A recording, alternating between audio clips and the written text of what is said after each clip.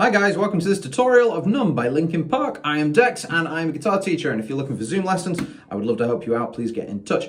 Right then, let's have a look, see what we have. This is a basic version of the song for you guys to get started with. All you need is to know a few basic chords, but I'll go through what they are really quickly as well. And there's just a couple of little variations on the verses, which aren't too bad. And then there's just a little bit of something tricky on the bridge, but I'll help you with that when we get to it. And again, show you a simplified version so that you can play along with it. Now, I am using a capo 2, and that allows us to play along with the song with some easier chords, but you can practice without the capo. It's just if you want it to sound right when you play along with the music, you stick a capo on, but all that does is makes that the top of the guitar now, rather than down here where it normally is. So, but if you don't have one of them, you can pick them up online really cheap. Anyway, so looking at this, there's a few main parts to look at. Most of the song is basically the same 4 chords with a couple of variations, which I'll point out.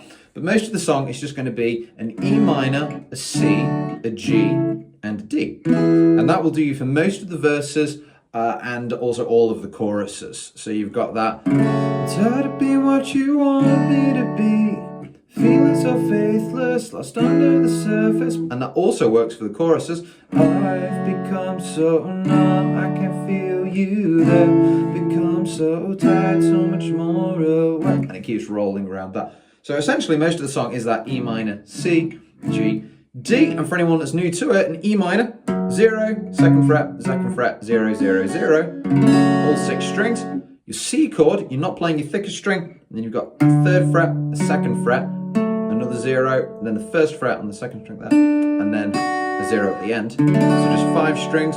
And then your G, you're going to go for 6 strings. You've got a 3 on the thickest string, 2 on the next string there, 2 open strings, and then the last 2 strings you're going to put on the 3rd fret there. So 3, 2, 0, 0, 3, 3. And that is the G. And then for the D, if you're going from a G to a D, if you're doing this G, you can actually leave that 3rd finger there and move over. So that's a quick little change you can do. And the D chord, you're not playing the first 2 thick strings there. You've then got an open D string, a 2nd fret, a 3rd fret, and a 2nd fret. And it's the last 4 strings that you're strumming. And that's D. So E minor, da, da, da, and C, then we go to G, then we've got a D, then it starts again. So, and that is most of the song. Now on the verses start with that, but then towards the end of the verses, it does change to a couple of different parts. It's slightly different for verse 1 and verse 2, but again, I'll point out what's happening.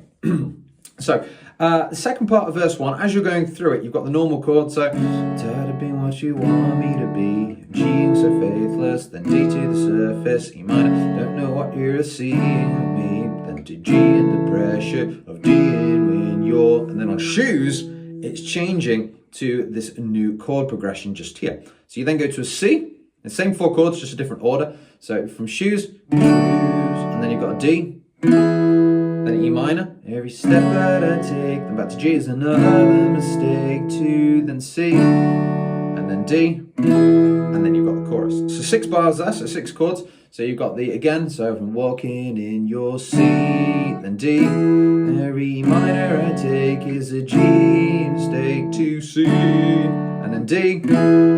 So 6 chords there, and then you're back into the normal 4 chords that we did for the rest of the song to do for the chorus. I've become so numb, and so on. So that's the end of the first verse. End of the second verse is similar. So again, you're going through the chords. So, can't you see that you're smothering me, holding too tightly, afraid to lose control? E minor, everything that you see I would be is G in a part, and then D in front of. Then we're into this second part of verse 2, and it starts the same. You've got the C, and then a D, and then every minor I take is a G, mistake to C, and then D.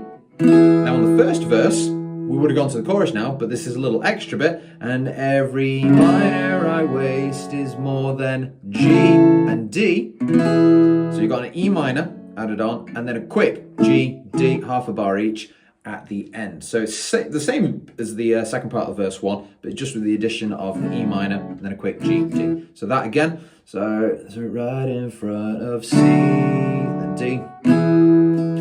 Every minor I take is a G, mistake to C, then it's a D, then a new bit, and every E minor I waste is more than G and D, and E minor so numb. And that's the second part of the second verse there. So good. Okay, you've got most of the song down. So again, same 4 chords for most of the song, just that little change at the end of verse 1 and then that little addition at the end of verse 2. Then we have the bridge, and the bridge, a little bit trickier, a couple of extra things to do, but worth going through. Mostly chords we've done before with a couple of exceptions. So after you've gone through the chorus a few times, you've got, come in this, all I want to do is be more like me and be less like, and then you've got the start of the bridge, which is a C. And I know, and then D, I may, and then there's a quick little run here of chords, which are pretty quick, and it's going to be an E minor, which we've done. I may end up, and then you've got a D, but it's a slash F sharp. If you can get F sharp 2nd fret there on that thicker string, if you can get that there, then that sounds even better. But you can just do the normal D, that still works. So I may end up, and then a G. And then you've got a B minor 7. There's a couple of ways you can do this, but the easiest one to start with is just play a normal G chord and take your middle finger off and just play from that B there. And that's kind of, it's a variation of a B7, a B minor 7, and it does the job. So I may end up failing. If you want a proper B7, you can put your middle finger on that on G string there. So you can have a 2, 0, 2, 3, 3, not playing the 3rd string. Or you can just leave that middle finger off. Still sounds good. So that should be minor 7, and then back to the C.